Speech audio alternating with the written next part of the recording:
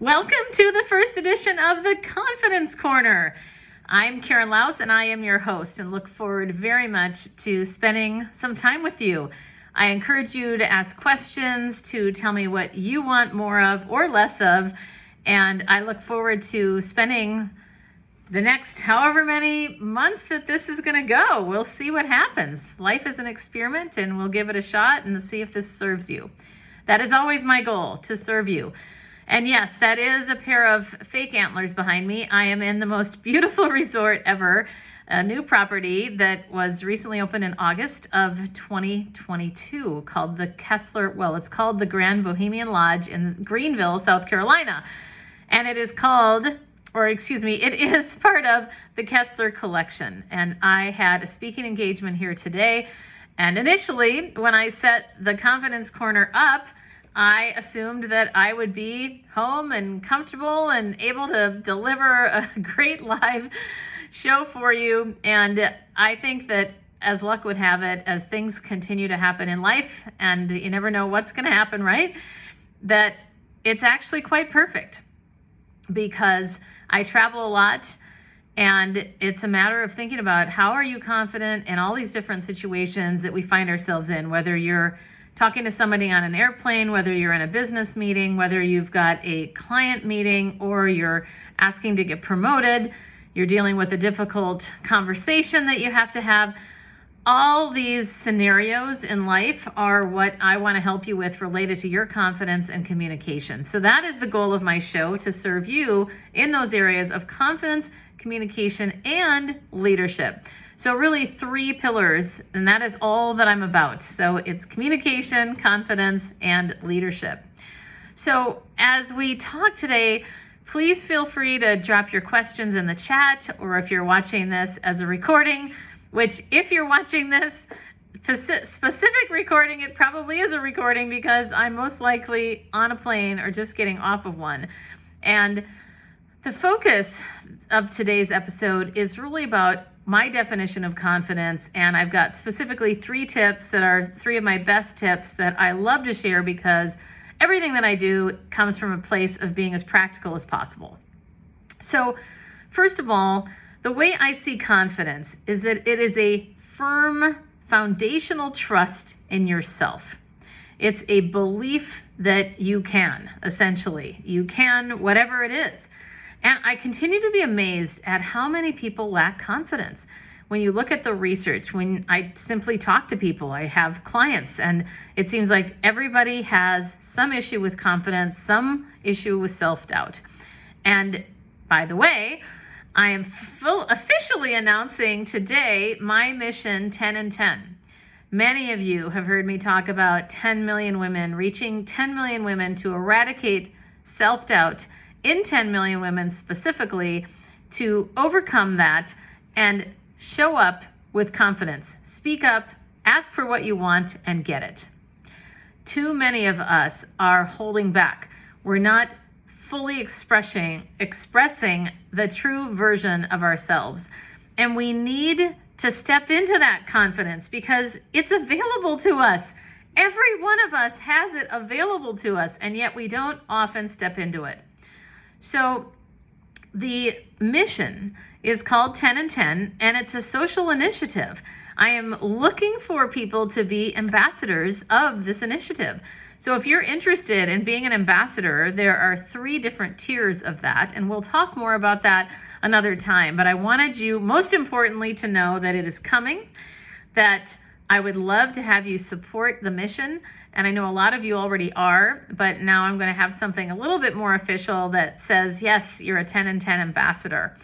And whether you are somebody who simply wants to support the mission and on one hand and just go for it in whatever way you can, sharing on social media and the like, or perhaps you're in a corporation and you want to sponsor the mission 10 and 10 and become an ambassador from a financial sponsorship perspective so we can reach more people. And this isn't just a women problem. I want to make sure that that is clear. Even though my focus specifically is on women, this is an issue that all of us face.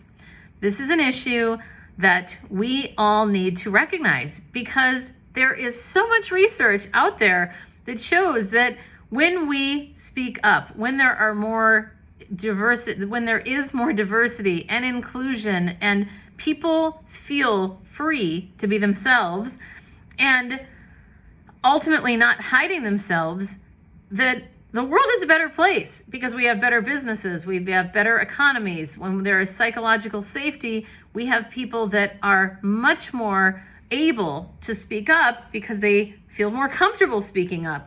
We get more ideas, there's more innovation. There are so many benefits to this. So maybe you're somebody that has no problem speaking up. Well, in that case, be mindful of people around you that don't speak up very much, or that you notice, hey, they haven't said anything in a while in this meeting, or, I don't hear much from them. Draw them out, ask them questions. That will make a huge, huge difference. And it'll make them feel good too, that somebody noticed them. They can feel seen and heard, and you can be the catalyst for that. Now, maybe you are somebody that is holding back, and that was my story. For too long, I held back from sharing my ideas because I was too afraid of rocking the boat, or thinking that other people weren't going to like my ideas, or that I was going to be judged because I wasn't good enough. I mean, the list goes on and on and on. But we've got to make a decision and say, hey, I am good enough, and I'm going to move forward in my life. Now, that's so much easier said than done. I get that. I have exercises around self-doubt, and we are going to address those. Today's focus is in a little bit of a different area because I want to leave you and give you my 3 most, I would say, popular tips that can really move the needle pretty quickly. And it's a matter of simply doing it. I mean, that's the other thing, right? It's always easy to say, oh, I want to do this, but the hard part is the execution most of the time. But we are going to focus on that, and I do want to encourage you that no matter where you are in life, no matter what has happened in your situation, you matter. Your voice matters, and in fact, your voice is powerful. And your story is a very powerful one that needs to be shared, that somebody will benefit from if you share it. Somebody will. Now, let me get to these 3 tips. And every week, this is going to be, the length of this might be 10 minutes, it might be 15, it might be 20, it might be 30. Never going to be over the 30 minutes, but probably somewhere sitting in that 15-minute mark, just to let you know, so you can manage your expectations around that. But the first tip that I want to share is one of my favorites, and it's one of the easiest. Well, I should say it's one of the simplest, but it's also the easiest to do. No, how did I say it? It's the simplest. Doesn't mean it's the easiest. It just depends on you. So here's the thing. You know that moment when people in a meeting, for example, and somebody says, hey, who wants to go first? And then nobody does. There's that awkward pause, and people are either looking around, or on Zoom, you might, suddenly you're going to check your phone. But instead, you go first. Speak first is my number 1 tip. It will show your leadership. It will show your thought leadership as well. It will show that you're not afraid to step up. It will show, especially if you have a good idea and you bring value, that people are going to want to keep listening to you. It will show your expertise. It will show your influence. Also, it's going to help you because you won't be sitting there wondering, could I possibly say now that 3 other people have said what I wanted to say? You also won't be as nervous because once you get it out in the beginning, then you can relax. Now, I would still suggest you keep contributing in the meeting, but that absolutely is the best way to get your voice heard, and you can capitalize on that moment when nobody wants to say anything. Because as soon as that first person goes, then other people follow suit. So you be the leader and speak first. My other tip, especially for those of you that are working on sharing your opinion, for me, I had a challenging time just straight up saying what I thought. And what worked for me is to use this flagging statement. And by the way, a flagging statement is simply teeing up what's coming. Something like, you're never going to believe what happened to me this weekend. Or listen to these 3 things that I have about to say next because they're really amazing. So in this case, thinking about what I would say is, here's my vote. That is a really diplomatic and direct way to say what you think and what you'd suggest. Just this morning, somebody was telling me about how She oversees a woman that is one of my clients, oversees a large team of people. And she said one of her biggest challenges is one of her best producers. When everybody asked her once, okay, so what do you think we should do? She hemmed and hawed. And my client said to her, we'll just call her Sue, Sue, you are the head of this entire organization. What do you think we should do? Tell us. We want to know.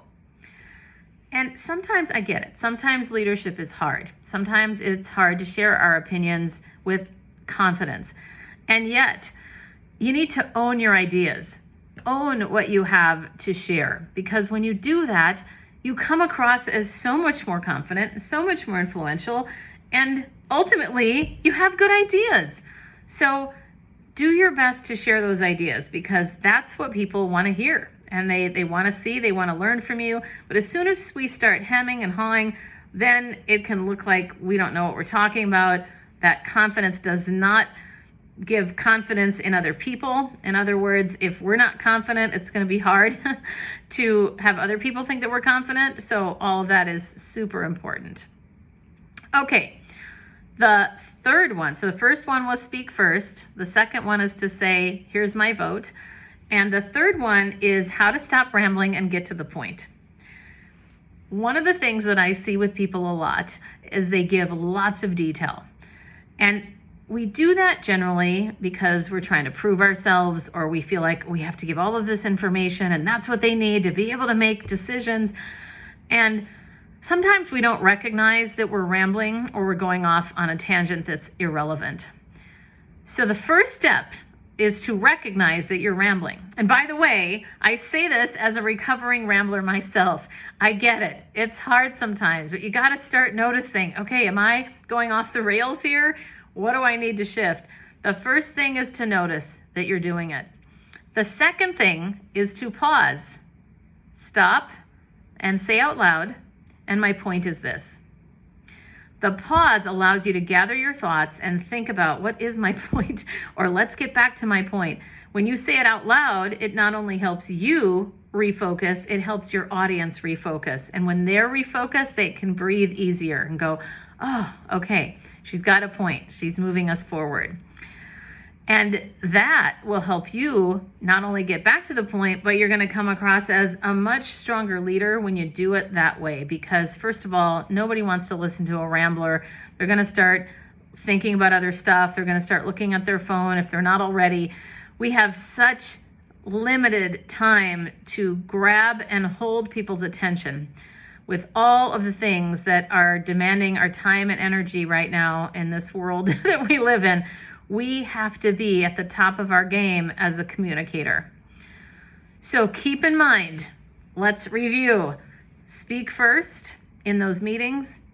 Make sure that you contribute, offer your thoughts.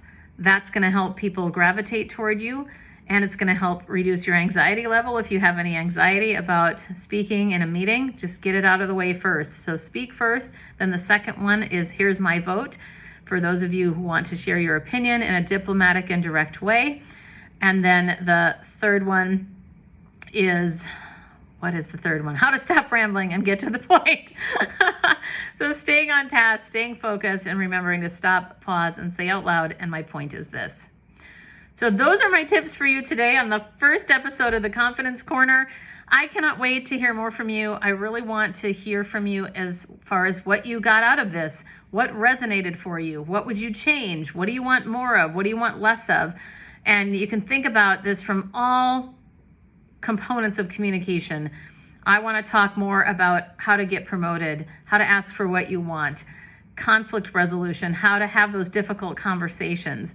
And maybe one day, if anybody's interested, we can have somebody come on and we'll do a role play together, because that is the most powerful way to learn and have these skills really embedded in your body, like with this muscle memory that's going to help you be as powerful as possible in your communication, get the influence and the buy-in that you want and need, whether it's in your business as an entrepreneur, whether it's in your business as leading a team, or in your corporation. So, or you might be an individual contributor. No matter what, influence is critical. And the number one thing that helps us to influence is our communication, but it's got to start with confidence. And you've got this. I want to remind you to own it. And I am rooting for you all the way. This is Karen Lau signing off from the Confidence Corner.